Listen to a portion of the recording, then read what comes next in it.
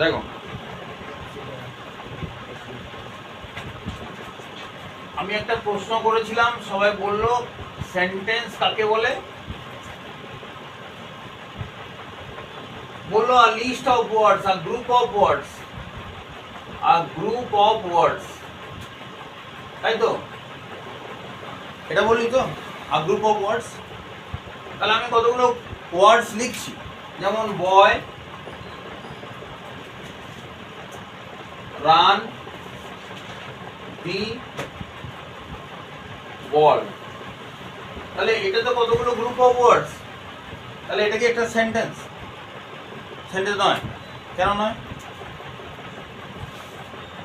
তবে জানতে হবে শুধু এক গ্রুপ অফ ওয়ার্ডস নয়, তাহলে তারও একটা অর্থ থাকতে হবে, হ্যাভিং আ মিনিং। কি বললাম? এই গ্রুপ অফ ওয়ার্ডস গুলোকে এমন ভাবে তোমাকে লিখতে হবে যেন তার মধ্যে একটা অর্থ থাকে। বয়, রান, কতগুলো ওয়ার্ড পরপর লিখলে হবে না। এবার আমি যদি লিখি, দেখো দা বয় রানস উইথ দা বল, তাহলে এটা একটা ফ্রুটফুল বাক্য হলো, ছেলেটি বলটি নিয়ে দৌড়েছে। তাহলে এটা একটা ফ্রুটফুল বাক্য হবে। এটা আমরা বাক্য বুঝে গেছি।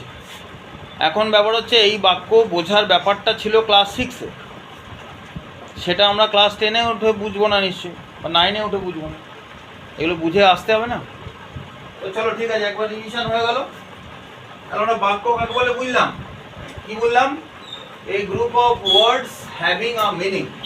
তাহলে অর্থযুক্ত কতগুলো শব্দ পাশাপাশি থাকলে তাকে বলা হয় বাক্য। আমি এখানে ক্লাসে বসে ক্লাসে দাঁড়িয়ে দেখতে পাচ্ছি দুজন মাত্র খাতাতে লিখেছে, বাকিরা সবাই জানে। Very good. এবারে দেখো, এই সেন্টেন্সকে বিভিন্ন ভাগে আমরা বিভিন্ন সময় ভাগ করি। কিরকম? আমরা এই সেন্টেন্সকে ভাগ করেছি, আজকে ভাগ করব 3 ভাগে। একটা হচ্ছে সিম্পল বাক্য, একটা হচ্ছে কম্পাউন্ড বাক্য, আর একটা হচ্ছে কমপ্লেক্স বাক্য। হলো? এটা 3টে ধরন আছে, একটু লিখে নাও।